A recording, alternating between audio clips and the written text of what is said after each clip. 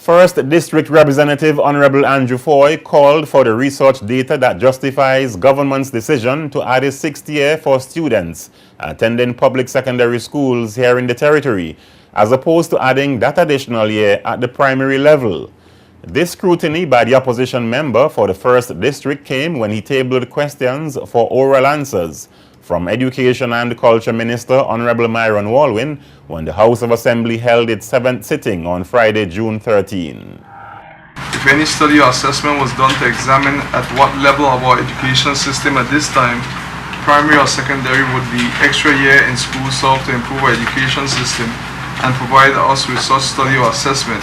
And two, if no study or assessment was done, please inform this Honorable House what was the basis for which the decision to add the extra school year at the secondary level versus adding the extra year to the primary level was made. And three, provide this Honorable House with the statistical data to support the decision to add the extra school year to the secondary level versus adding the extra year to the primary level. And four, tell this Honorable House what mechanism will be used to evaluate the effectiveness of adding the extra year to the secondary level. And five, provide a breakdown of the new expenses to be incurred per school year with the addition of the extra school year to the secondary level versus adding the additional school year to the primary level.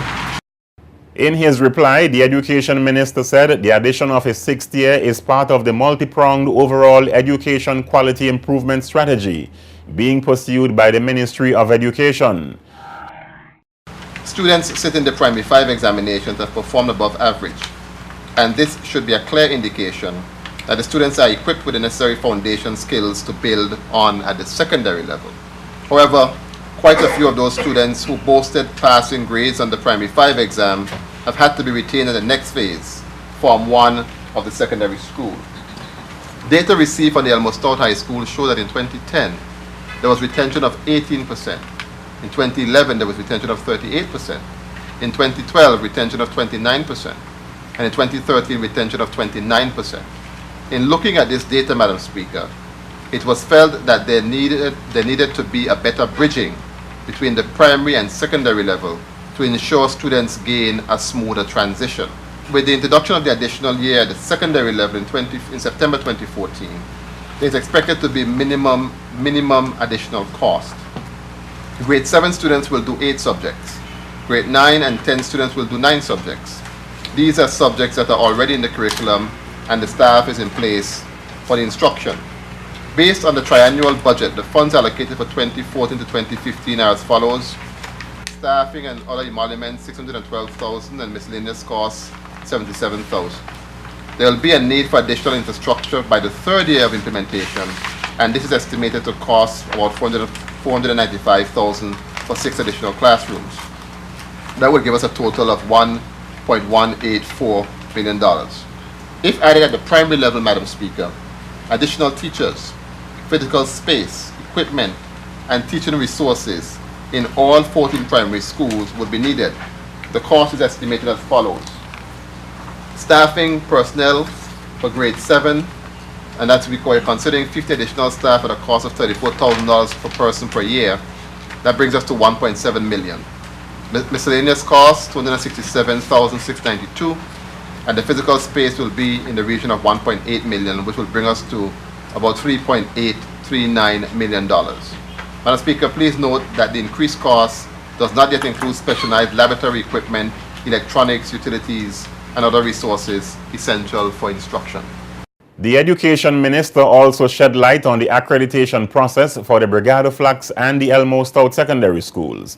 He pointed out the hurdles that have to be crossed before the process can be completed. In 2009, the schools were successful in the submission of applications that approved the school to begin the self-study process. At that time, Madam Speaker, of the 12 standards, there were 4 standards that we failed. These were standards surrounding our facilities, the quality of educational programs, evidence of school system effectiveness, and this includes things like our assessment and exam methods, teaching instructions, and evidence of student learning, and information resources and technology. These continue to be the areas with the greatest demands. I dare say, Madam Speaker, we will not get candidacy for accreditation if we do not address these issues or show a sound plan to which we are sticking to address these issues. So, Madam Speaker, the changes being made in our education improvement strategy are identical in nature to the standards we have failed in the accreditation process.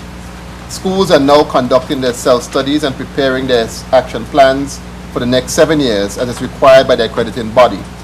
Some of the work being done by the ministry presently to speed up the accreditation process includes reviewing of the Education Act and the education regulations, implementation of key stage testing, which will test students' mastery of subjects at various levels in their educational journey, curriculum development and a standardized curriculum indicating commonality across the system.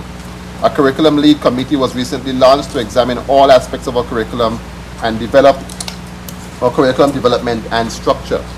Writing of external examinations such as CXC by all students, which will provide another level of evaluation for students showing their readiness on regional and international levels.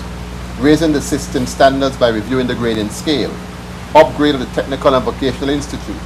Further development of remedial programs with a system of inclusion and intervention to facilitate all learners.